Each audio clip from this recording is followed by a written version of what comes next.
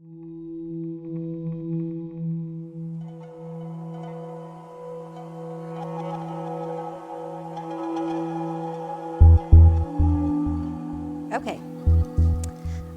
The first thing I'd like to do is try to give an overview and explain what we're going to be doing here. This is kind of all about the number 7. Number 7 pops up all the time in Scripture. At the beginning, we start with the 7 days of creation, and then at the end, in Revelation, we finish with a whole bunch of 7s. We've got 7 seals, 7 thunders, 7 lampstands, 7 spirits. There's just a real concentration of them there. For several years now in our Bible study, we've noticed what are called menorah patterns. That is where you have the main concept in the middle, and then you have mirroring or matching concepts as you move out from there. We sometimes call it a chiasm, too. Chiasm, yeah. We're all familiar with the menorah, and that it was made out of a single piece of gold. And so you have one thing, a single piece of gold, that is also 7 things, 7 lamps or lights. And the way that is arranged, and that's why I have it on the screen right now, is that you see how these things are related to each other and that they mirror each other. You have the first one that comes out of the stem at the same place that the 7th one does. So those two have a special relationship right there. And then the 2nd and the 6th have a special relationship. And all of them come from the middle one. And so that kind of template really is what Holissa that's her springboard for much of what she's going to talk about. So to understand that and how that works, then she'll start flipping it around and doing other things with it. But let's first just grasp the 2D kind of flat template. So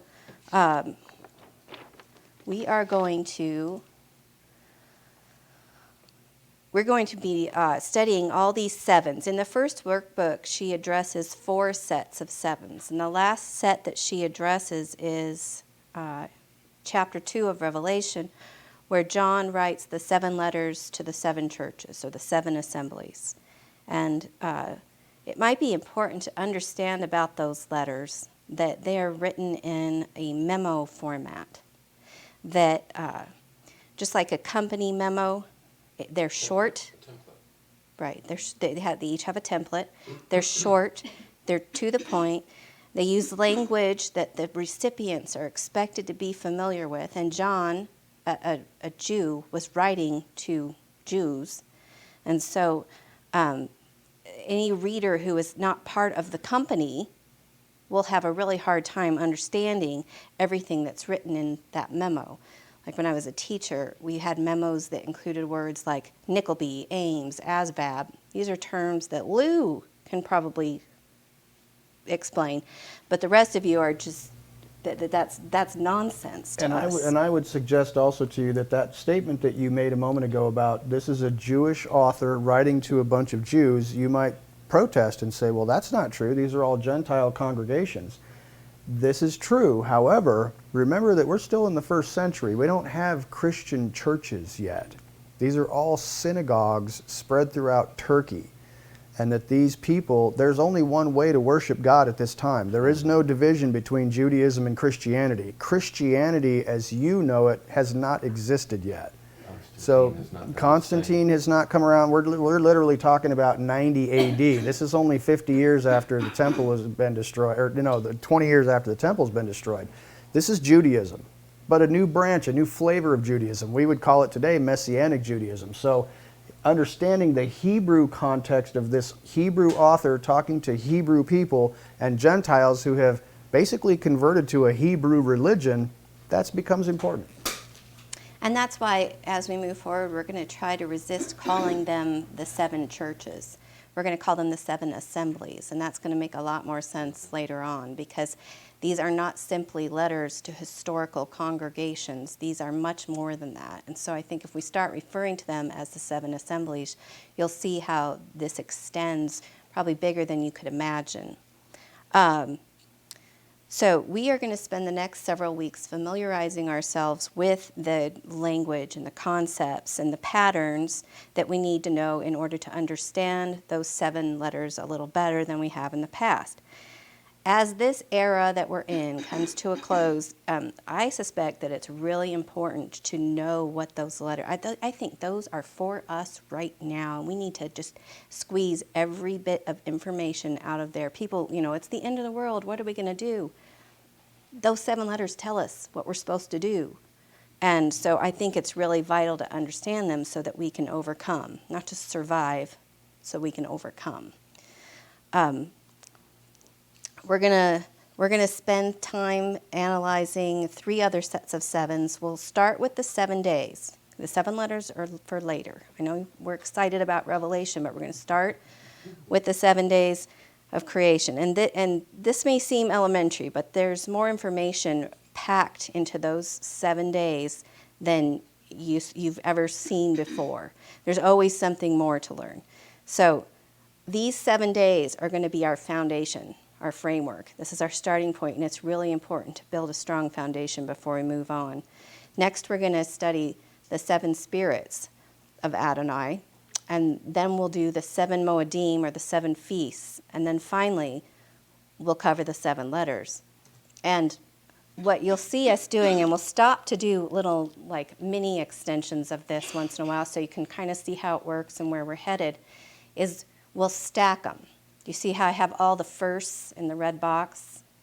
We will look at the concepts we've learned from day 1, from the first spirit, from the first feast, and the first letter, and that's going to kind of round out our understanding of all of those things by putting them next to each other.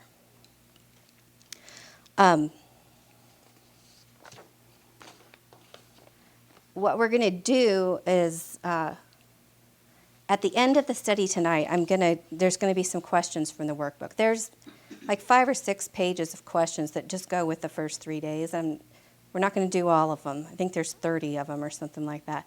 I'm going to have 4 of those and a couple other little activities. And so I think and then we'll give those out. And when we meet next time, each of you will be given, let's say, 2 minutes tops to kind of summarize what you have found in trying to look for the answer to that question. 2 minutes tops, because if you add that up, it could be a really long session. Yeah. Well, if everybody does their homework, right? Yeah, and you can work in pairs. And that's something that we wanted to do, to give you a little bit of homework after each time that we're meeting. It's like you get assigned a question, or maybe 2 different groups of people are assigned the same question so that they can compare and contrast. And then everybody will be asked to share what were your findings on researching that. That'll be really good to make it more interactive than just somebody sitting up here talking. We really do want it to be a group study. This is going to feel a little more like school than our normal Bible study. And if you notice, when you open up her workbook, she has objectives. I think she was a teacher. So yes. I think instead of just being given information all the time, sometimes it's more valuable to be given a quest, because you're going to learn more looking for an answer than you are just sitting there having it spoon-fed to you. Absolutely. So here we go. Oh, we got to look at our day 1 notes. We're going to be taking notes. Who needs a pencil? My son will run and get you a pencil. Let me see. Day 1 notes. Here's your outline, and I want you to copy these things down and leave some space in between ones so that as we're going along, you have some room to jot down things that you hear that belong in these categories. We have light and dark, separation, duality and unity, a 1-2-1 pattern, and healing.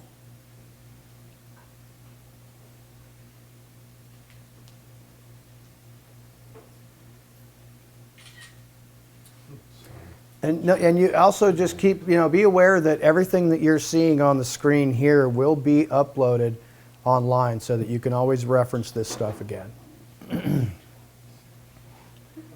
And also, none of the things that you'll see online on this presentation are from Holissa Alewine's stuff. The concepts are. The concepts are, but we're not copying any of her didn't copy material her because stuff. she said we could do this, but we don't want to copyright infringe on her. So just because you listen tonight doesn't mean that to sit down and read through page 14 of our workbook isn't going to provide you with more information. It's not going to be a repeat. Yeah. Okay, We ready? we're ready. Okay.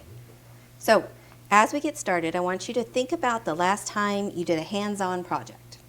First, you gathered your materials, and then you cleared out a space to work. Maybe it was a space in the garage or a space at the kitchen table.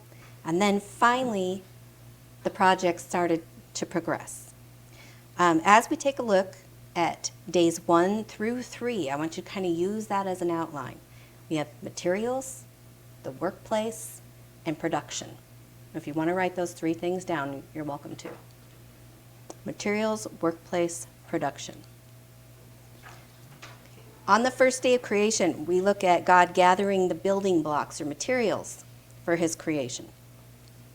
On page 8 of the workbook, it includes a chart of the Hebrew alphabet and the meanings for each letter and the number that it represents. And each time we start a day, I will put the Paleo letter, the modern Hebrew letter, the meaning of the letter. Okay. And these are helpful. I would write these things down too. This is going to be helpful to know. With this one especially, I would write olive, and I'll include a picture that kind of embodies the concept of it. So we've got, I think, master, source, power are really key. And then this thing with the singular future tense, I will. Let me explain that. When you have verbs in Hebrew, you have two tenses in Hebrew. You have what's called perfect and imperfect.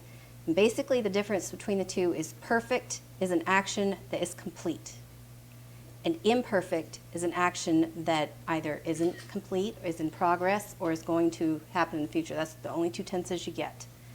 Now, when you have a verb, let's say Shema, it has the 3-letter root, and when you want that verb to be from a person, like I hear, I Shema, you would put an aleph in front of it if I am hearing. Not I heard and I'm done hearing and I'm never going to hear again, that's complete.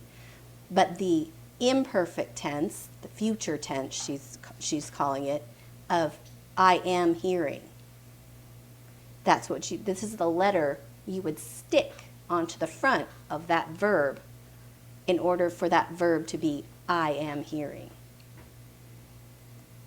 And if it's you are hearing, there's a different thing you stick on the front and then the back. Sometimes it's just on the front or the back or both. And Why is this important?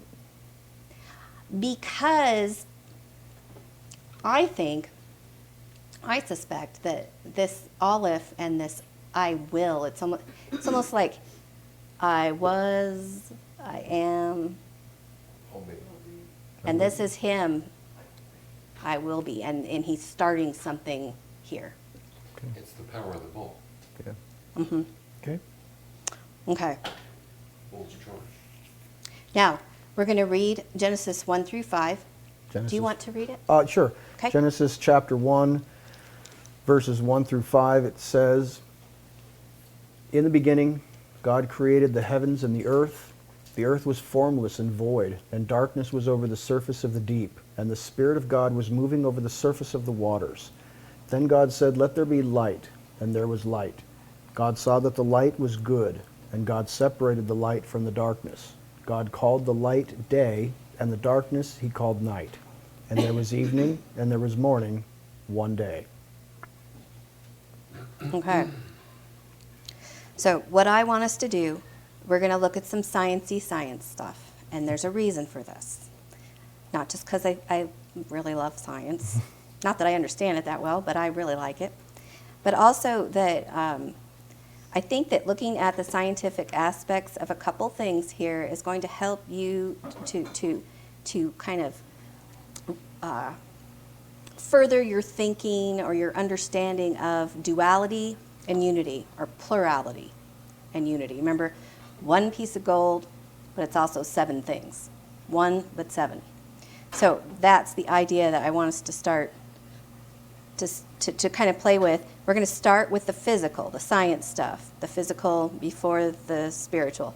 I think that examining what's been created helps us to better understand the Creator. So we are going to look at energy and matter, the building blocks for the universe. Okay?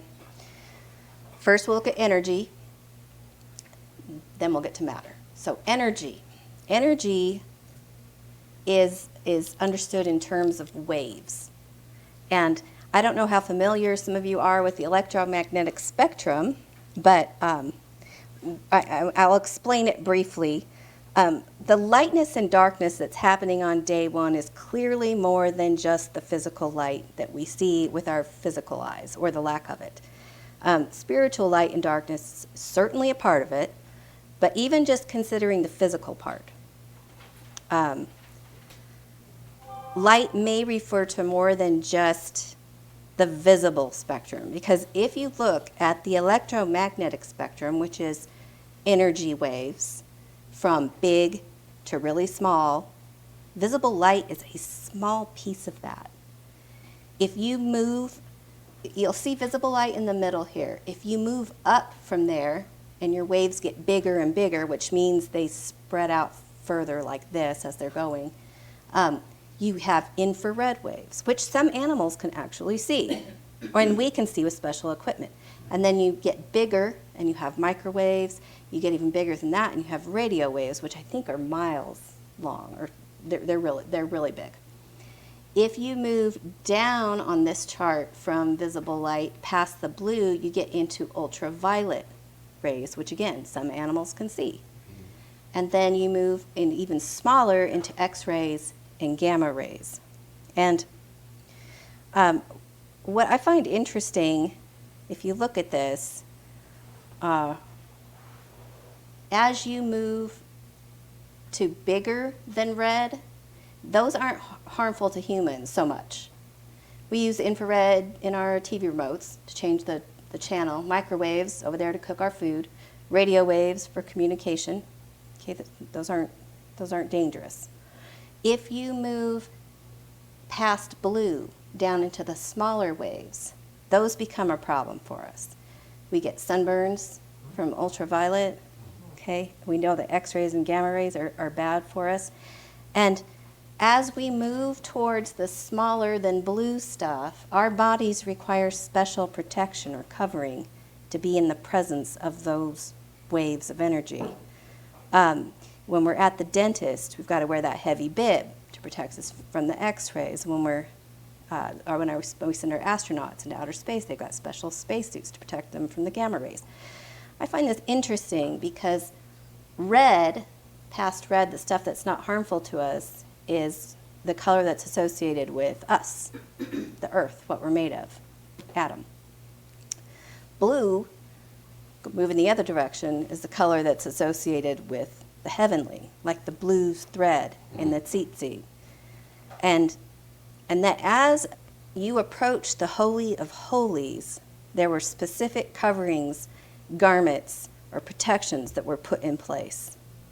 And that theme of coverings is going to become kind of a big deal next time we meet. When you look at the 7 days of creation, our theme this week for this side of the menorah will be separation, and then our theme next time on this side will be coverings. Okay, you will see a little bit of coverings this week, and you'll see a little bit of separation next time. But separation is one of our keys for this one. Now let's consider matter. Okay, we just talked about energy, now we're going to talk about matter. Energy was waves, matter is particles. So we've got atoms and molecules and the elements and all these things get put together to make stuff. And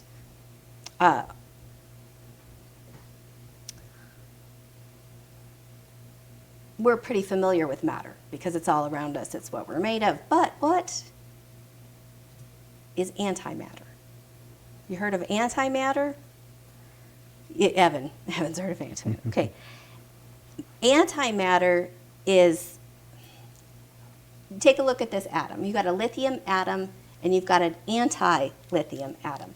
They have the same number of little circles in the middle, and they have the same number of circles going around them. So they're made of, they have the same atomic number. They have the same stuff in them. But everything that's positive in an atom is a negative in the anti. Anything that's negative on this side is now positive. So the charges are reversed. And that's what makes antimatter. So, if these two atoms were to come together and touch, it would cause a nuclear level explosion. They would annihilate each other. If there were equal amounts of matter and antimatter in the universe, there wouldn't be a universe. It would annihilate itself.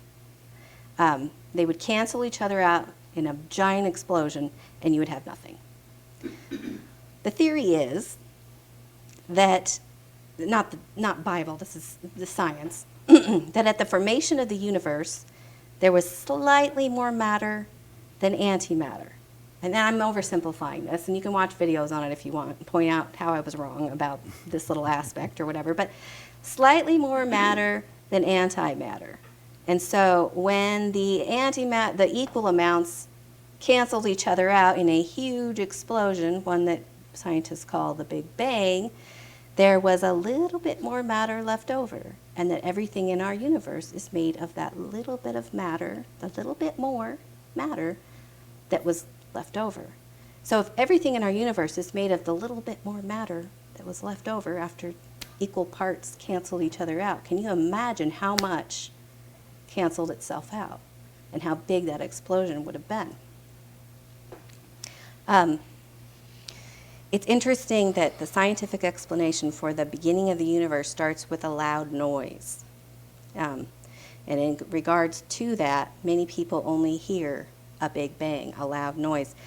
Then the spirit moves over the face of their darkness, and hopefully they will hear the words. It's not just a noise, it's actually words. Let there be light. Boom. Okay, so light. Is it energy or is it matter?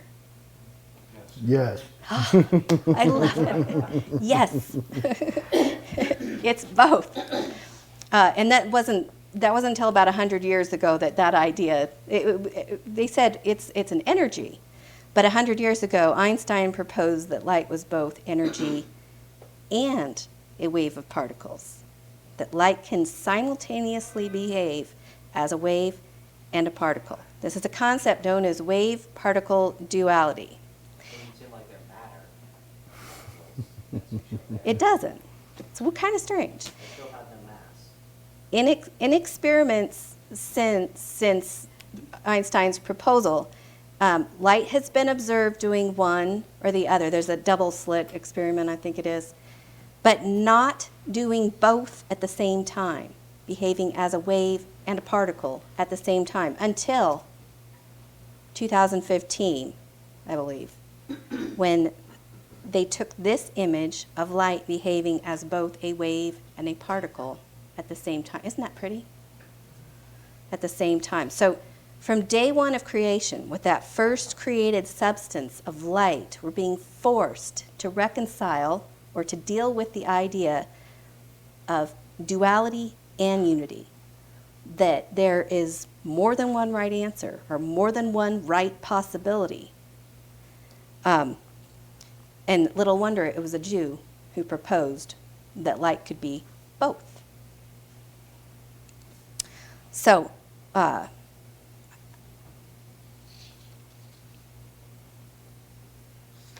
you good with that? I am good with that. It's certainly conceptually odd. I'm wondering how are you connecting this? How does this instruct us regarding God or something about creation? What is your point about light and energy being matter and waves or both? How does that relate? How would you connect those two things? That's the idea of more than one right possibility, that it can be both. That so many times we get into the rut of thinking it's either this or that. Not that it's both, that it can be both at the same time. I think I understand what you're saying. Is this type of a thinking, this type of a concept going to become more important as we continue this study?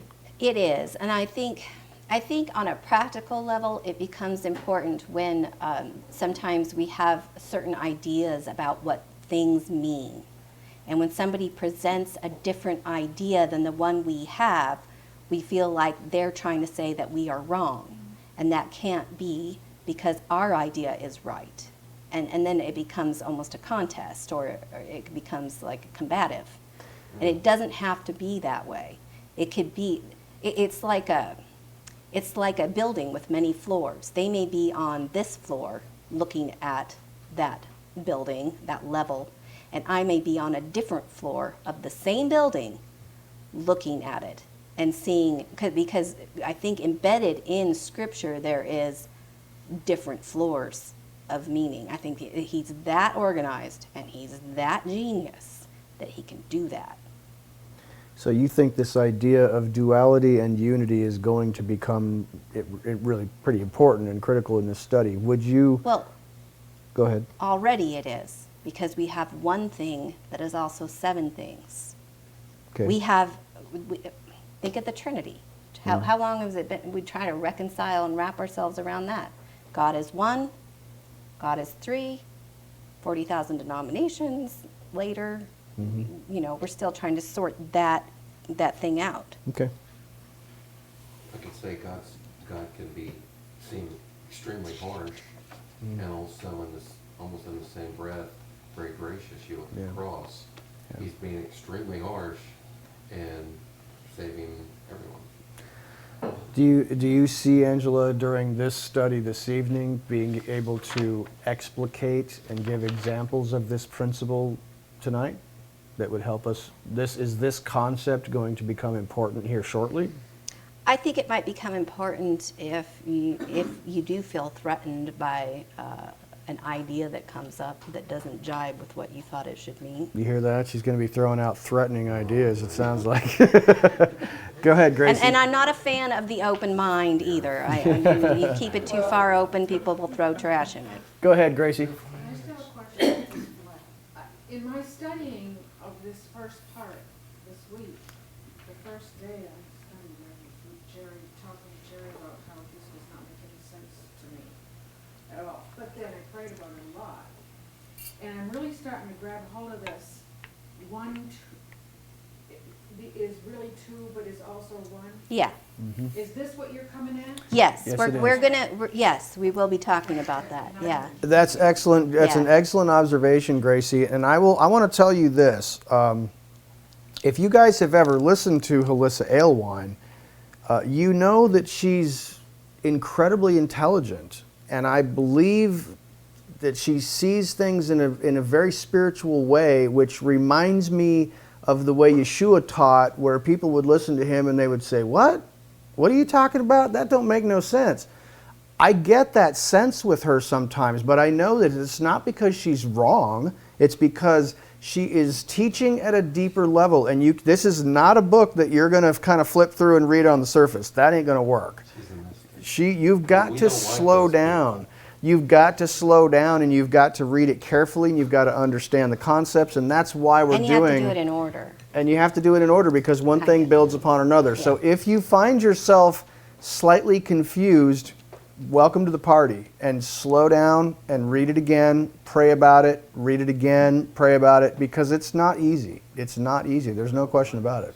What's that? Oh, is it an open-mindedness? You got to have an open mind, and I don't think that you're going to see any garbage here. I'm confident that when you see these elements start to fall together, you'll be stunned and amazed at the Word of God and its power and how multifaceted it is, and yet so unified, just as Angela was talking about, that the gospel, it's not for no reason that it's called the creation gospel, because I think you're going to see the whole gospel message enveloped and stamped indelibly upon, right from the get-go. Bam, this thing was talking about Yeshua. Yeah, He was- tonight I think you're going to see some really exciting things. So and just see kinda how don't it get works. frustrated. If we get there. Hang in there, slow down, let's talk through it slowly. So then the Hold on next. just one sec. It's kind of basic. I never thought about it till it was mentioned, but isn't it amazing how God could create energy and matter at the same time Yeah, in one thing? absolutely. In one Yeah. thing. A lot of things in that one thing. Yeah. Yes. And I think that's an excellent observation, Lou, and I think that if you walk away from nothing else of this whole study, it's going to be God is absolutely stunningly amazing in his conceptual framework that has been stretching on for 7,000 years. It's just, it's stunning. It's awe-inspiring. I think if you learn nothing more than that God is incredibly powerful and incredibly complicated, we have won. Jerry? When you're talking about the energy, is God the energy? God is both the energy and the matter in some sense. And more. And more. That's just a. Amazing, but you've got the earth, which is a void, which is a material thing, but then God, through his spirit, hovers over it, breathes on, does something. Yeah, no, when I said energy and matter, I was referring to the physical universe. God is even, He's probably above that. that's like a, Yeah. yeah. So, He's outside of that scope. One more. Go ahead, Lou. Well, we think energy as the waves, or like she was saying, something that moves. But matter can also be energy, and we don't realize that. Yeah. Throw a rock at you, there's light in it, I mean, but what I'm saying, or you look at the Niagara Falls, and you see matter at the same time there's energy. And it's one thing. Anyway. And both are you're, there. You're absolutely Both are right. there. You're Yeah. absolutely right. Yeah. so back to Gracie's 1-2-1, that's actually the next thing up. That was a nice segue. Thank you, Gracie. Yes. Go ahead, Angela. So, okay, we're going to go back to the verse I underlined, separated and one day. So note the action of separation on day one, and that the two, the light and the dark, are called one day. So they're unified. Echad.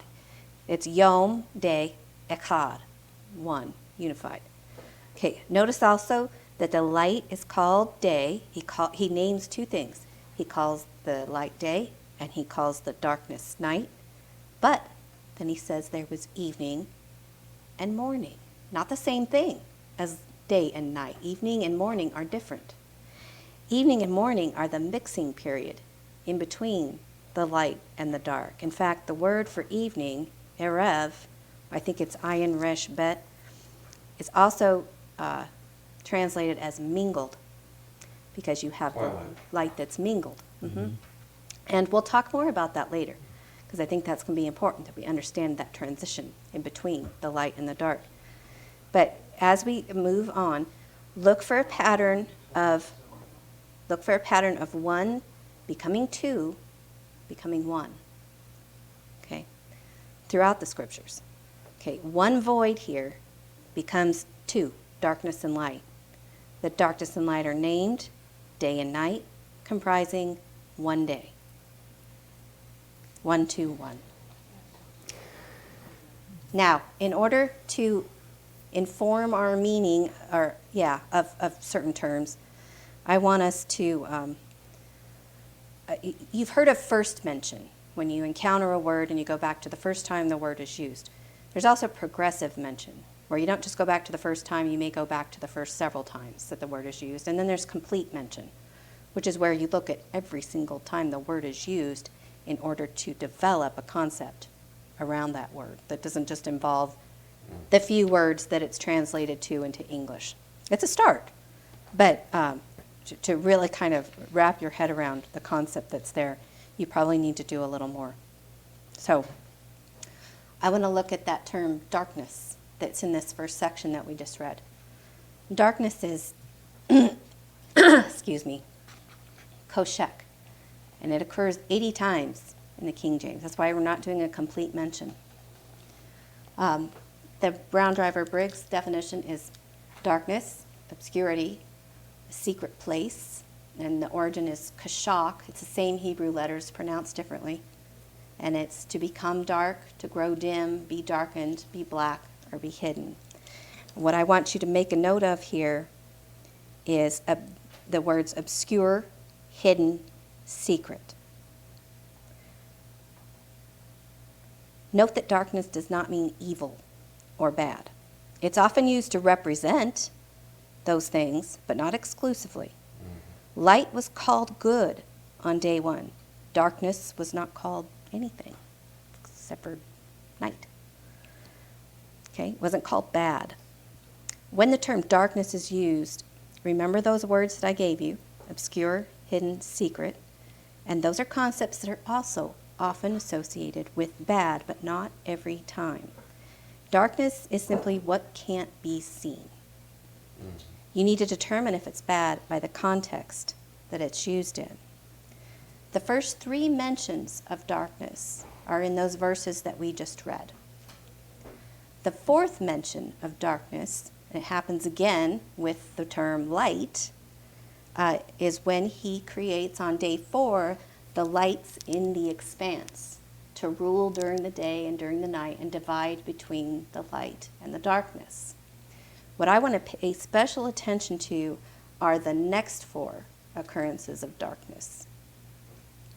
And again, you're going to see it with the term light. It's like they're always together. They're buddies. The 5th, 6th, and 7th mentions of darkness are during the 9th plague in Egypt. That was the darkness, the plague of darkness.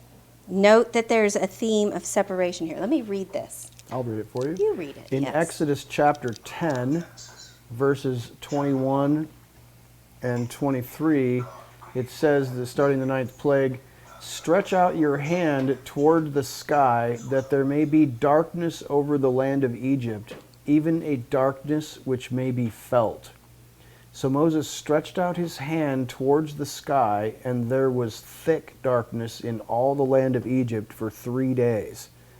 They did not see one another, nor did anyone rise from his place for 3 days. But the sons of Israel had light in their dwellings. Okay, so here we have separation or dividing. Egypt is dark. Israel is light. Light and dark distinguish or divide the two. The 8th mention is shortly after that at the Red Sea crossing. In If you'd read- Exodus chapter 14, verses 19 and Go 20. ahead and read. Go ahead and read.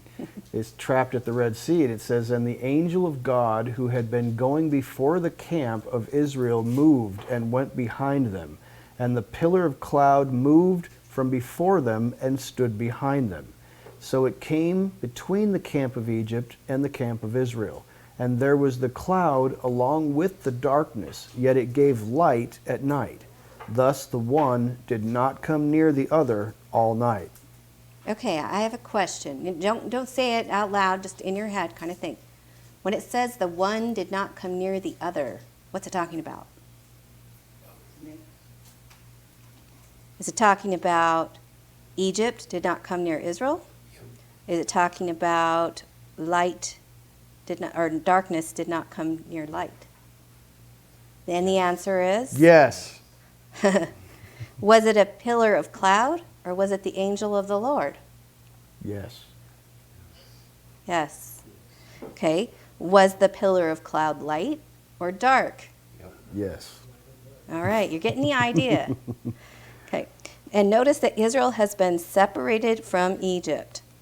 Separated. So, now I want us to take just a little look at light, and then we'll come back to what just happened in Egypt. Okay. Here are the first 5 occurrences of light in the verses that we just read from day 1. Okay, God spoke, let there be light. Light obeyed and was. Light was called good, and light was separated from the darkness. Okay, Remember our plague of darkness we just talked about in Egypt, the 9th plague, the one right before the 10th plague, where they were given the instructions for the Passover. Okay. Just the same thing is happening there. God spoke his instructions for the Passover. They obeyed, and they were separated out of darkness, out of Egypt. So, let there be light, speaks the word, obedience is good, and then takes the light out of the darkness, which is what happened to Israel, correct? Okay. Same thing happened to Abraham. He spoke to Abraham. Abraham listened, obeyed, and was separated from Haran. Mhm. Okay? Now his descendants are going through the same pattern. Okay? Those who listen and obey are being separated out of Egypt. We have God collecting the materials, the matter, the people that he's going to use to build his kingdom. So now we are called to be lights. And what does light do? Light obeys. And light is called good. Just like it did on that first day, we obey. We are called good, and we're separated out. So the pattern is established at the very beginning. It's going to be repeated again and again and again throughout the stories if you look at it from the right direction. Now, Go ahead. on our chart of sevens, notice that the first day of creation, the light and darkness, where we just had the obedience and the separation, lines up with our first feast, Passover. Same thing's happening. That's what I mean by linking, stacking these and linking them to better inform us about some aspect of those. And once we see what those first three have in common, we may look at that letter to Ephesus and see something we never saw before in their instructions. Okay, so I think there was one more aspect of day one. Day one's the long one. Okay, the other two will be shorter. And for you guys online, as soon as we're done with this light as a healer part, we're going to give you an opportunity to do questions and comments, because these guys have been cheating and jumping Been in this hogging. whole time, and you haven't gotten any to say anything yet. So Yeah, and if you absolutely must say something, just pipe in. But we're going to switch back to the screen so we can see you, Yeah, I can't waving even and see shaking you your right hands now. and such. Sorry about that. can But you see go- me? Yeah, absolutely. Go Oh, ahead. Okay. All right.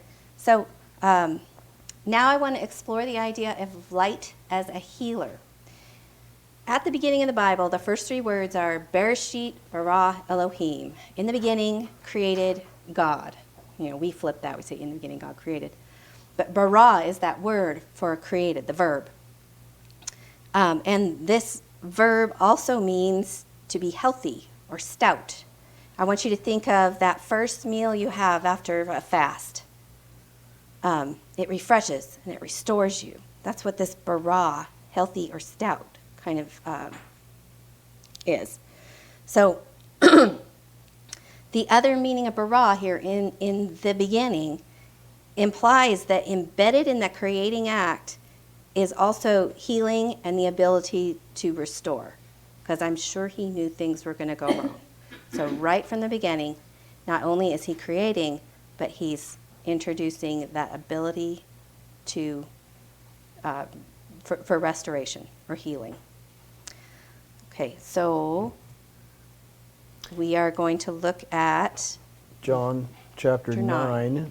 go ahead. I will read John chapter 9 for you, verses 6 and 7. It says, when he, I assume that's Yeshua, had said these things, he spat on the ground and made clay with the saliva, and he anointed the eyes of the blind man with the clay. And he said to him, go, wash in the pool of Siloam, which is translated sent. So he went and washed and came back seeing. Okay, there's a lot. I started thinking about this today, and there's a lot packed in here. But let's just do this. After this, in the following 20-something verses, you have some back and forth where they go to the parents and you remember this? You guys familiar with this? Got Okay. in trouble. Finally, down in verse 32, he says that the man who was healed says to them, Since the world began, it has been unheard of that anyone opened the eyes of one who was born blind. If this man were not from God, he could do nothing. okay, since the world began is important. Every word of Scripture is important. That's a clue. That's a cue. And we're supposed to think to in the beginning. And if you think about it, this thing about being born blind, since the fall, haven't we all been born blind? Okay, and it was not until Yeshua, the ability to heal that, came along. And I think that there's more, if you looked at some of the things that are talked about in the language that is used in there, you might even find more connections, which you can do for your homework if you would like to. But we are going to move on. We are going to look backwards, because if you notice in verse 6, it says, when he had said these things, this is right before he spits and does the healing. What did he say right before? He said, I must work the works of him who sent me while it is day. The night is coming when no one can work. As long as I am in the world, I am the light of the world. so what is the work? The work was healing. That's what he was about to do. Healing and restoration. He's about to heal the blind man. He's about to restore his sight, his ability to perceive light. Okay, so I want you to consider day and night, especially here, as life and death. Okay, when night comes, remember darkness, koshek, the hidden, the obscured. When night comes, darkness, we are separated from this world, and we're no longer able to do the works of restoration and healing. Yeshua did the works while it was day. While he was alive and in the world as the light of the world. So, I wanted to read a little excerpt to wrap this up before we go to day 2, a little excerpt from a sermon given by 19th century Charles Spurgeon. You guys, he's familiar, right? Okay, and it's about this particular healing of this man who was born blind. And note how he ties this event back to creation. The workroom. One of the works of God is creation. If Jesus is to perform this work among men, he must find out where something is missing which he can supply by a creating act. Here are 2 eyes without the proper light-receiving apparatus. Here there is room for Jesus to create eyes and sight. He could not have created eyes in my head, nor in yours, had we been present, for eyes are already there, and more eyes would be unsuitable for us. In the blind beggar of the temple, there was room for Jesus to produce that which was lacking in the curious mechanism of the eye. The blind eye was, therefore, his workshop. If there were eyeballs, they were completely sightless, and had been so from the man's birth. And this gave the occasion for Yehovah, Jesus, to say, let there be light.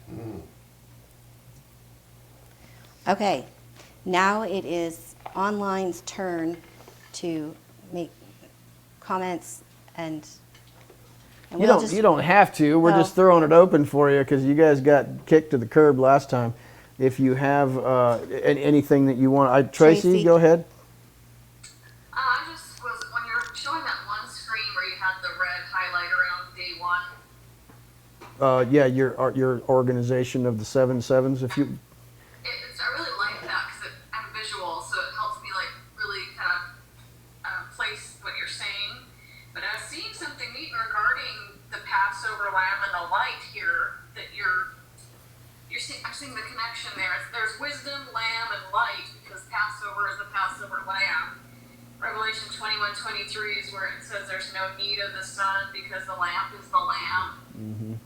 And that he's wisdom is a tree of life for all who take hold of her, and it's like this is a messianic picture of the Messiah. So I just thought that was kind of neat to see those things lined up like that. Yeah, I think that when we get done with day 3, you're going to see even more that connects to just, that I think this helps me to understand the last couple chapters of Revelation better than before, where it talks about trees and rivers and no light, and because that's this one. Talking about this one informs this one, the last part of the whole story. Do you have Mike, any? did you have something? No, okay. No. Okay. Was there anybody else? Hayden? Who is Charles Spurgeon? Charles Spurgeon was a 19th century preacher. That sermon is from 1880. He's a fantastic guy. I Well, think. man. Yeah, I think you guys would. Preacher. Yeah, you guys would enjoy Charles Spurgeon if you don't know who he is. I know most evangelical Christians know who Spurgeon is, but that's a great question, Hayden. And hilarious sense of humor. Anybody else? Questions, comments, concerns? Okay, then anybody else online? Carla, was did that you a want to say wing? something? Hear me? I can hear Yeah. you now. Yes. Wow, this is like such a download. And I want to get this stuff so bad. I'm so excited that we're doing this study. I can't even tell you. But I am really trying to take notes. And sometimes it's hard to hear. And I just would ask that maybe when you're talking, you just slow down a little bit. Because I'm trying to take the notes, I'm trying to see a dinky screen, and I'm not catching everything fast enough to process it. Gotcha. Okay. So, I mean, maybe I'm just the dork here, but... No, I have been telling myself to slow down since this morning. She just gets I need to excited, slow so down. I'll tap her Well, on the and I leg and look tell at her the to slow clock, down. and I don't want to. Michael's falling asleep over there. Bethany? No, I totally understand, Carla, and we'll try to slow it down. It's pretty hefty stuff, so we need to slow down and think about it and talk about it. There's no hurry here. I want to get this in my head and really grasp it. Yeah. So I am just elated on this stuff. This is awesome. Thank you so much. Thanks, Carla. Thank you. Anybody else, either here or online? And we can. Okay, we'll go on to day 2. Okay, day 2. Day 2. Let me give you a minute. Oh, I did something wrong. No, you didn't do anything wrong. Click the next tab. There you go. Okay. You're in good shape. Day 2. Here are your things to write down. Leave space in between. The first thing is separation again. Again, yes, separation again. Then we have upper/lower.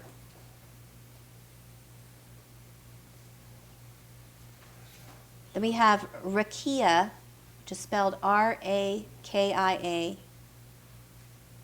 Did she put an H at the end? I don't know. Probably. It's a Hebrew word. R-A-K-I-A, and then R-A-K-A. Then symmetry/reflection.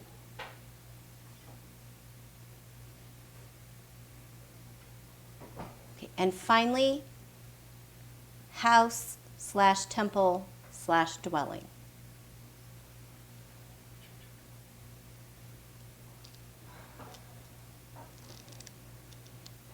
Okay.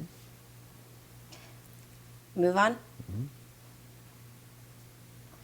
Okay, day 2. Here again, we have your modern Hebrew letter and your Paleo Hebrew letter and a picture to kind of, some of us are visual and we like to have a picture of something to remember an idea. Okay, the letter is bet. That's a second letter. It means house. Bet is the word they use for house. Like Bet Lechem, house of bread. Bethlehem. 2, division. Temple. And you remember how Aleph was used on verbs to do something?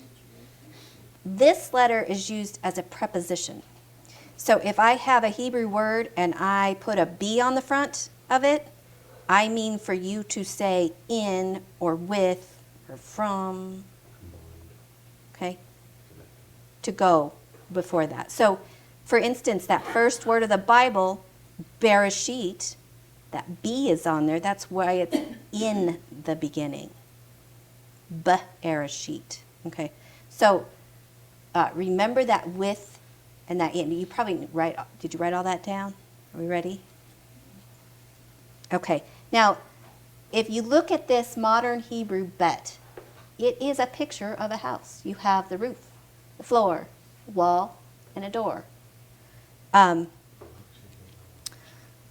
So this is a positional letter. This in, with, on, a place, a dwelling, a house. We're talking about a place. Okay, and on day one, he was gathering his materials, but now on day two, he's making a place, clearing out a space in the garage at the kitchen table. Remember the project that you were doing? The Okay. workspace. The workspace, right.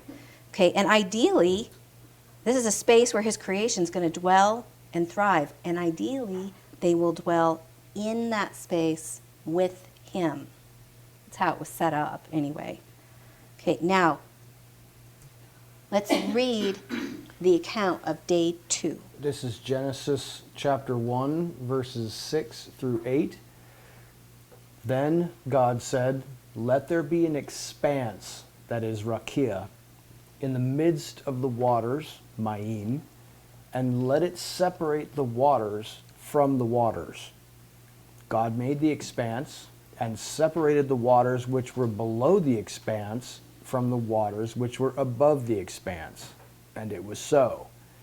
God called the expanse heaven, Shemayim. And there was evening and there was morning, a second day. Okay, so the expanse, the rakia, separates the upper from the lower. Now, I have always been confused. Until I read it this week, I didn't get that. The expanse is what is in between the upper and lower water. Okay, so here we have separation again. Can I ask a question? What's the water below? What's the water above? I often thought that myself too. That water up above is the clouds, but the firmament includes outer space. So that can't quite work. I think the water above, And I'm not saying No. we're going to answer that question, but I'm saying I have an idea that I got yesterday thinking about what is the water above? And I don't know if you were going to touch on that. Yes, didn't- I am, but I want to wait until a little I bit figured you later. would. Okay, just keep that in your brain pan. She's going to come Okay, to that. just an idea. I'm not sure what it is, but Brain pan. okay. All right, and he's named one thing this time, the Shamayim. Now, this rakia, we're gonna sit on this word for a minute. Okay, rakia is the word that is translated as expanse. Okay, extended surface. In some Bibles, it'll say the firmament. Okay, and this is from the word raka. Right. This is not when Jesus said, "Don't call your brother a fool," and it was raka. That's a Greek word. That's a different thing. Okay, so write this down. Raka means to beat, to stamp, to spread out, to stretch, to overlay. There's a lot there. So I gave you a few pictures. Stamp, spread out, stretch, overlay.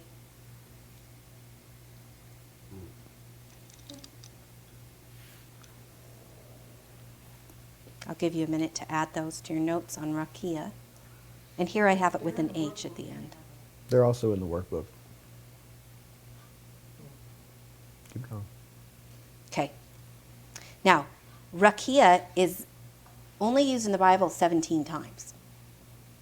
Only 17. And the first 5 were in the 2 verses that we just read. Okay, we're going to look at some later occurrences of rakia. And I want you, in these occurrences, to watch for another word that appears with it. And that word is wings, or kanaf. Okay, and notice the symmetry of wings. Okay, mirror image there. One side is a reflection of the other. So these concepts of symmetry and reflection will be key things to remember about day 2. Okay, here we have the expanse on day 5. And then God said, let the waters teem with swarms of living creatures, and let birds fly above the earth in the open expanse, that is rakia, of the heavens. Okay, so we have birds, and it's even in the next verse going to say specifically winged birds.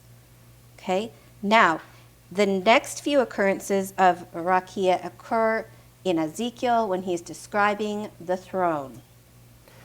So here it says, this is Ezekiel describing the throne. It says, now over the heads of the living beings there was something like an expanse, that is rakia, like the awesome gleam of crystal spread out over their heads. Under the expanse their wings were stretched out straight, one towards the other. Each one also had 2 wings covering its body, on the one side and on the other. Notice, now it's not raka, I believe, used for spread out or stretched out, but you're having that idea repeated here of that spreading out with the rakia, the expanse, and that these wings, it says specifically the same on one side and the other, symmetrical. Now, that thing that we were just talking about, that awesome gleam of crystal spread out over their heads, The upper waters? I don't know. Well, I think that's a good idea, but what is it? I don't know where Well, it is. I don't know what it in is, but heaven? I thought I might have found it there. Okay, so let's finish the description of the throne. Okay, and there came a voice from above the expanse that was over their heads. Whenever they stood still, they dropped their wings. Now, above the expanse that was over their heads, there was something resembling a throne, like lapis lazuli in appearance, and on that which resembled a throne, high up was a figure with the appearance of a man. Okay, so here we have the description of Ezekiel's vision of the throne. And we think that he's like, his eyes have been opened to something that we can't see. And I don't think it's that far away. I don't think God is past the universe. I think he's very close. He's just, we can't see that. And so I want you to notice, here we have wings on the second day. And think about the presence of wings in the tabernacle and the temple, in God's dwelling place on earth. His house on earth, his bet on earth, his temple. Okay? Now, if you go back to the letter bet, it means house, number 2. On day 2, God is creating a place for us to inhabit, the rakia, and we see an embossing or stamping of the upper on the lower. The heavenly stamped on creation. The house of God is stretched out as a dwelling place for him to be with his creation. Did I just totally lose you? No, it's just it's not a terribly easy concept to grasp, and I know that sometimes you can go back to the picture of the lake water with. Well, if you want, because I was just going to say that it's. You know, I get what you're saying when you're talking about there's this expanse that has been created separating the waters above from the waters below. We don't see the waters above. I think that what you're talking about with Ezekiel... I think that if I were to describe this next connection, that it might help you. Consider how rakia is related to the tabernacle and the stuff inside of it. Okay, remember our pictures here. In the tabernacle, you have coverings, overlays, things beaten out of metal. You have the wings of the cherubim on the curtain, the veil, on the mercy seat, the throne, over the ark. Okay, the house and the tabernacle were made after the pattern of what Moses was shown in the heavenly, and that's why I'm saying the upper reflecting the lower, because in his house that he had Moses build, It was from the pattern given above, Yeah, and I stamped think that, out I below. think that we see the image of the wings, and we see, okay, there's two wings, and they reflect each other real well. We see an image of clouds reflecting in a beautiful lake, and we see, okay, there's things above and below that are reflecting. But when we look at our world around us, we say, I see all the stuff on the ground, but I don't see anything up above except stars and clouds and stuff. I don't see the reflection there. And I think we get lost in this because we are limited to physical sight. Because as you mentioned a moment ago, God showed Moses this pattern that he was supposed to replicate with the temple. I think that there's obviously more to what our eyes can see here, that what you're seeing around you is a reflection of the heavenly reality, but we have no idea what the heavenly reality looks like. Unfortunately, as time has gone on, and sin and corruption and the adversary has taken this image that God is trying to restore, it has become so distorted that we can't on. see that We're gonna get reflection there. very well. So when we look at a lake, a picture like this is an object lesson for us to understand spiritual reflected below. Because when spiritual is reflected into physical, it is not a mere image to our visible eyes. So we need to kind of make that jump right now into the abstract. Okay.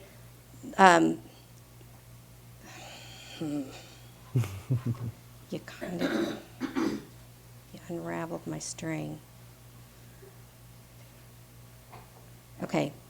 So we see the reflection of the spiritual in our lower world when we look at the tabernacle, and we see it when we look at Messiah. Something incomprehensible being made known to us in our realm in the best way possible for those of us who are seeing with physical eyes. The next occurrence of rakia is in Psalm 19, which will be part of your homework, and it starts with, the heavens are telling of the glory of God, and their expanse, the rakia, is declaring the work of his hands. Okay, now, if you read of the account of the golden calf and the way it was made, there's kind of some strange instructions there. It says it was molten. It says it was fashioned with a graving tool and made into a molten calf. And I'm not sure why you would carve and then melt. I think that maybe there's something mysterious going on there. But I want you to focus on the graving tool part, because when you go to the second commandment, we're on day 2, it says, thou shalt not make unto thee a graven image. Now listen to the rest of the wording. Nor anything that is a likeness of heaven above or earth beneath, or that it is in the water under the earth. So again, we have this up and down type of language, just like in day 2. And this not making a graven image. I think that, consider that to engrave an image is of your own, of anything above or below, is to corrupt the perfect pattern. It's to stamp it with something other than the heavenly pattern. And when you distort the perfect reflection of what is above, it's like a ripple in the water, and it grows and it gets worse and worse. And after Adam and Eve introduced that first ripple into the perfect reflection that the garden was, it grew into a raging sea. And then God sent his repairman to still the waters and be that perfect reflection of the heavenly. Gracie. One of the notes, I think this ties in what you're talking about. Says Yeshua taught his disciples to pray that the purity of heaven would be reflected in the physical earth. May your will be done as it is in heaven. So is that kind of like Yes, what you're talking about? exactly what I'm talking about. I had that right here in bold and I didn't read it. Thank you, Gracie. Repeat You that a got little my bit. back. Repeat that a little bit so the people online can, Oh. guys can hear that. Now read it, because I couldn't hear it. Gracie brought up the Father's will being done on earth as it is in heaven. Okay. Now, remember Evan. Remember when Jesus said to the waters to stand still? Yeah? That reminds me of that. Me too. That's what I was That thinking. was a good. Yeah. And they said, what kind of man is this that can command the sea? Yeah, that's a good point. Evan has pointed out when Jesus was in the boat and commanded the waters to be still, and I think that's a perfect metaphor of what he's doing here. He is in the business of the restorative process and calming the waters that are raging and gotten out of control and are no longer reflecting the glorious vision from above. It's good insight. Or reflecting all the things that God made, Right, right, remembering, yeah. and thinking. And when you sense online, guys, that the floor is opening a little bit for discussion, feel free to just turn your mic on and start talking. We'll hear you. Jimbo. I've always thought of what Adam and Eve did as kind of like a birth defect. You know, they damaged themselves in a permanent way, and they lost the ability to pass on a perfectly healthy humanity to their children. And it's not their kids' fault. You know, they've got an issue that Yeah. they can't help. Yeah, yeah, Got to be ironed out. that's right. Okay, Angelo? Well, Oh, yes, please, Tracy, just quick. Can I say something about the water now, or should I wait till? No, that's good. What, now? Yes, Yeah. please. Okay. Just a spiritual idea is that we've got heavenly waters and earthly waters, whereas we know the water of His Word, so we have the spiritual water of His Word from above, and that's not something you see, it's something you hear. And so you go to like places like Revelation 1:15 and 1 and 2, Ezekiel 43, 1 and 2, that describes His voice as a voice of many waters. And so then you got the waters above, and He makes the distinction between the waters above and the waters below, whereas the waters below are like man's words. And Messiah says, I am from above, you are from below.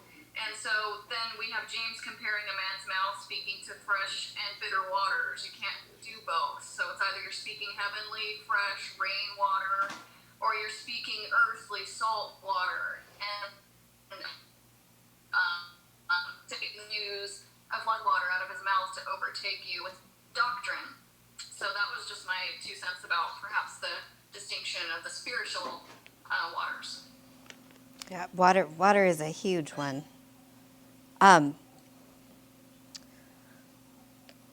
It's very helpful to understand water better as you go, because it turns up so much, and it can be so helpful to understanding some things.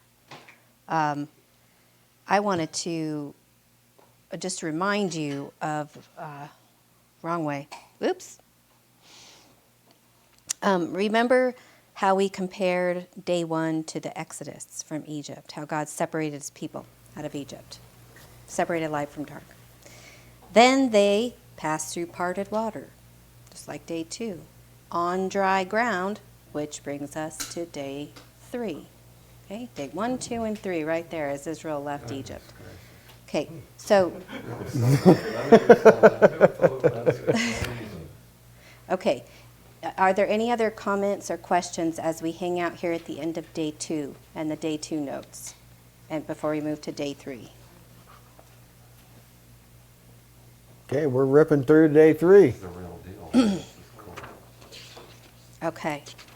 Now, day 3 is supposed to be the shortest one. Okay, let's first add to your notes, your day 3 notes. Double good. This is why many Jews get married on Tuesday. 'Cause it's not It's the only day that was called good twice. And Growth. We're going to talk about it. We'll talk about that. Growth it was a slash Monday, so propagation. Monday is We not all good. know Monday's bad. We didn't have to read the Bible. It just is. Growth slash propagation. The Hebrew word etz.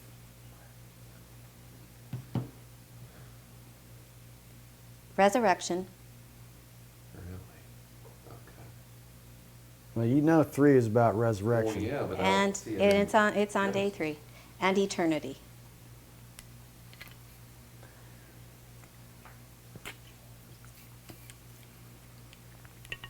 Okay. Day 3, you've got your Gimel. That's the letter. That's the 3rd letter. Okay. And probably the key things to write down here are, I'd like the nourish until ripe, walk or carry. Probably want to jot those down at least.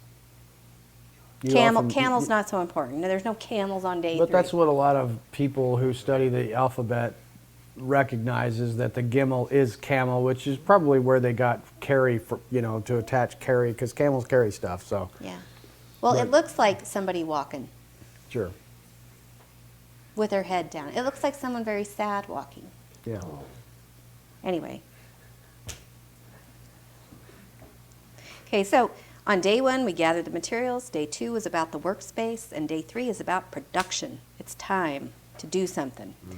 We're going to see that an element of creation is now set into motion, propelled, propagating, moving according to the instructions implanted within its seed to produce like kind. Those seeds are going to carry the instructions forward. The next plant will sprout and carry out or walk out those instructions again and again, carrying them into the future and gathering like kind as it goes. Next time, we will more closely examine how the concepts of these first 3 days played out in the lives of the patriarchs. Okay, the hearing, the obeying, the separation, the crossing of waters, the entry into a place to inhabit, the land, and the propagation of seeds or descendants that would carry the instructions forward to the next generation and the next generation. Okay, all in the first 3 days. Now, day 3. Then God said, "Let the waters below the heavens be gathered into one place, and let the dry land appear." And it was so. God called the dry land earth, and the gathering of the waters he called seas. And God saw that it was good. We're going to pause there. That's part of day 3. Notice that on day 2, there was nothing was called good. And that's the Monday thing and why they don't get married on Mondays, because there was no mention of good. Why is that? In the workbook here, it's going to propose that that's because that 1-2-1 pattern hadn't been completed. You had 1, separated into 2, and it just stopped there. And separation is only good when it leads to unification, which then happens right here in our first part of day 3. So separation by itself, not good. Separation that leads to gathering of like kind is good. And as Alan reads Jimmy? Yeah, go ahead and finish your thought. Okay. As Alan reads the next section of day 3, I'm not going to put the words on the screen. I just want you to listen. And what I want you to listen for are repetition of words and phrases. Because some things are said over and over again. Okay? You ready to listen? You want to go first, Jimmy? Yes, you see that Adam was alone, singular, and wasn't good. And then he was separated with his wife, when he was in a coma. And then they came back together, and at that point they could face each other as a couple, Yeah. as a unit. 1, 2, They were 1. no longer. Yeah. What am I reading? Awesome. You are going to read, I guess you need this, honey. Let's put up my picture. Go ahead. To right there. Okay. Then God said, "Let the earth sprout vegetation, plants yielding seed, and fruit trees on the earth, bearing fruit after their kind, with seed in them." And it was so. The earth brought forth vegetation, plants yielding seed after their kind, and trees bearing fruit with seed in them after their kind. And God saw that it was good. There was evening and there was morning, a third day. Okay, so what was repeated? There were some seeds. There were some plants, there were some seeds. We had good twice. Okay, after their kind is repeated. Okay, so we have fruit after their kind with the seeds in them after their kind. So those are important things to remember. Did I have you write those things down in your notes? Okay. You didn't mention it. Okay, so land and sea separated, that's good. That's our first good, because now there's the potential for life. We can have plants and trees, and these are going to yield fruit and seed that follows the instructions. Okay, and that's obedience. When a seed does, within that seed, there are instructions for what to do. And it can grow into an oak tree. It doesn't need anybody to come along and help it. It knows to do that. That's obedience to the instructions God implanted in it. Now, the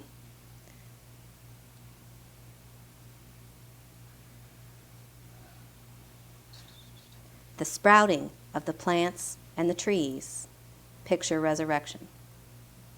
And when we get to the feast days, it's on the third feast day. Not just after 3 days that he rose, but it was on first fruits. First fruits, the third feast, resurrection, when he sprouts up. Okay? Remember when he said, unless a grain of wheat falls into the earth and dies, it remains alone. But if it dies, it bears much fruit. Okay?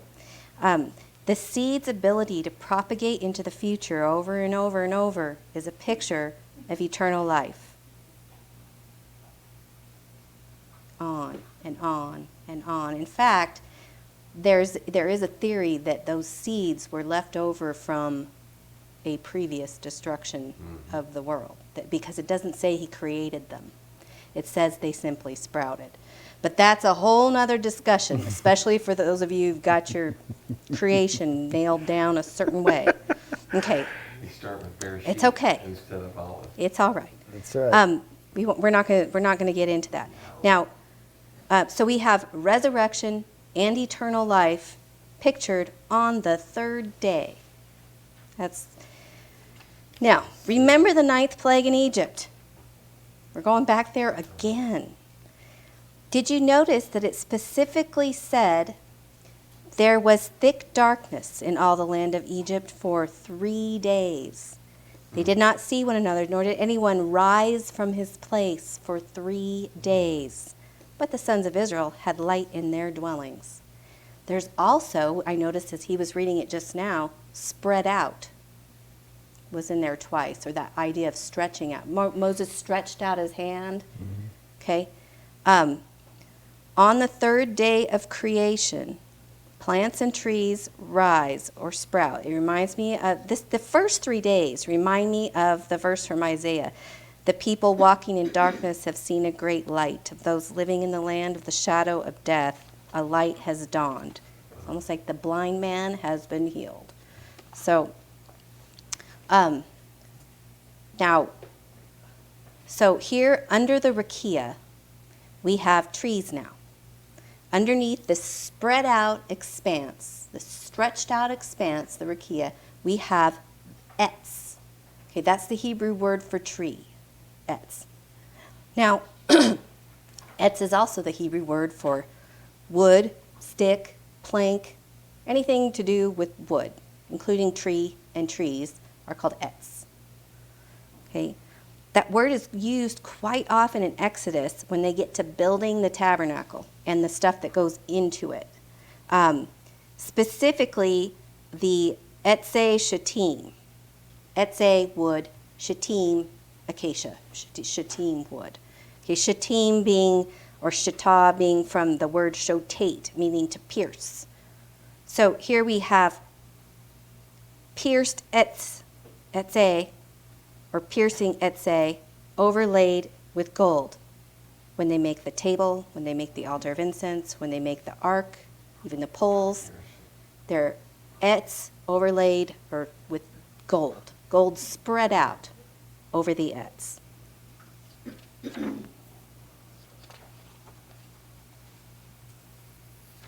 Now, I want you to think about the ark that's in there in light of these first 3 days of creation. Here we have the ark in the Holy of Holies. Without the Shekinah glory, that would have been a completely dark place. Okay, the ark is placed there in the darkness. It's made of etz, a tree, overlaid, rakia, overlaid with gold. Like day 2, the rakia spread out. The wings of the cherubim are above it, like the winged birds that are going to fly in the rakia when we get to day 5. Inside the etz container, the wood container, we have the tablets of the covenant, God's words. Okay? Those words that, like seeds, we know the word is the seed, they're like seeds that, like the seeds that were in the fruit trees from day 3, that are eternal. They will go on producing like kind throughout time. So the seed that is the word would fall into the earth and die, so it wouldn't be alone, but bear much fruit, producing after its own kind, just like we read the trees are doing on day 3. Now, if the ark, if you just look at it for a minute, picture it as, it's not just the throne, the mercy seat, the throne of God. It's a tree with seeds in it. The throne of God echoes a tree, the tree of life.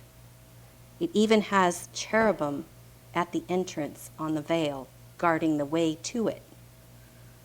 And the only one that can go to it is the high priest. We can't go in there because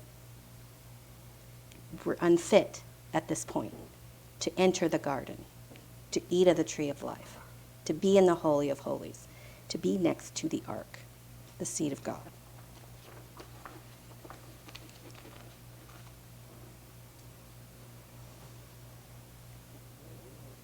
Angela, Yeah. are you going to cover the fact that the veil was torn, which grants us entrance? Not yet. No. Not ready for that? No. Well, no. This is, you're going to, like that, you're going to go, oh, that makes me think of this. Oh, that makes me think of this event. That's what you're supposed to be doing. It's supposed to make you think of those things. And that's the way I want you to study the Bible. That makes me think of this. Let's look into that. Maybe these are connected. Maybe if I put them side by side, I can learn more about these two things. And so it's not that we can sit here and make sure we cover every angle of it, because we can't. It's that it spurs your thinking. That it might change the way you approach it so that you can start to recognize that there's more there than you thought. I think that you'd have to say tonight, there's more to the first 3 days of creation than I thought. Okay? And I would point out just briefly, as you gather your thoughts and prepare for your next little segment, that we don't want to ever come to this study thinking we're just filling our heads with clever, fancy ideas that are certainly fascinating and mystical, but of no practical value. Because the Bible is very practical. Although it's incredibly profound and it's very deep, if we're just filling our head with tasty little mysterious nuggets, but we're not able to use that knowledge, it's not really doing us any good.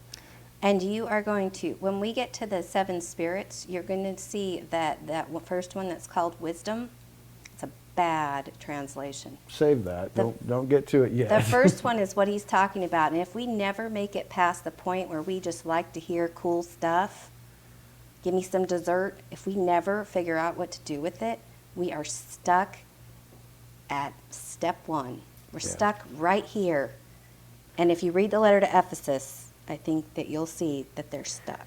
And I also think that there's a big danger just being in the Hebrew roots movement, as we are, with people getting stuck at, wow, this is all stuff I've never heard before. And it tickles the ears, and it's like, people love to hear new things. I mean, the Greek culture, remember Paul goes and meets those Greeks, like, I perceive that you guys really enjoy hearing new things. I'm not here to just tell you new things that'll tickle your ears and make you go, wow, that's pretty neat. To the extent that it opens up your eyes to the power and the majesty and the wisdom of God, I think that's incredibly valuable, because you can share that with people and say, this Bible that I'm studying, I can pretty clearly demonstrate to you that this is an extraterrestrial book. Bingo. This is not just a book. What's magical about it is that it was written by a huge group of people over a huge period of time all over the world, and yet it says this, and it's all connected. In a sense, that can be an evangelical tool. But I think also what Angela's talking about is being able to take disparate, different ideas and see different facets of the same thing. And if you're a fan of Aleph Bet Academy with Rabbi David Foreman, that's one of the primary teaching methods that he uses. He says, when you're reading something, you should have your ears perk up because you thought, where have I heard this before? And when you can compare something that you've heard before with something that you're reading over here, this thing is going to help you define that thing. And this thing is going to help you define that thing. And it's like suddenly these two things together make a lot more sense. Hayden? Does anyone know where exactly the letter to Ephesus is? I want to read that. That is in Revelation chapter 2, the letter to the Ephesians. I will get No. that information for you. It's right at the beginning.